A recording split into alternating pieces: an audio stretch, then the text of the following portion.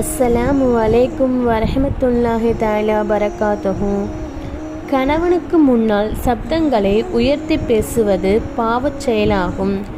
கணவனுடைய உள்ளம் நோகும்படி நடந்து கொள்ளுவதும் பாவமாகும். நபி ஸல்லல்லாஹு அலைஹி வஸல்லம் அவர்கள் கணவனுக்கு எவ்வளவு பணிவிடை காட்டச் சொன்னார்கள். உங்களுடைய சப்தத்தை கணவனுக்கு முன்னாடி தாழ்த்தி பேசுங்கள், அல்லாஹ்வுக்காக. ஏன்? அது கணவனுக்கு கொடுக்க வேண்டிய மரியாதை, கணவனுக்கு கொடுக்க வேண்டிய கண்ணியம். அல்லாஹ் தஆலா இந்த செயலுக்காக உங்களுக்கு பல மடங்கு கூலியை கொடுக்கின்றான். கணவனுக்கு கட்டுப்பட்டு நடப்பதை மரியாதையாக நடந்து கொள்ளுங்கள் என்பதை அல்லாஹ் கூறுகின்றான். கணவனுடைய பொருத்தம் இல்லாமல் ஒரு மனைவி வாழ்ந்துவிட்டால் அந்த மனைவி மறு உலகத்தில் நஷ்டவாளியாக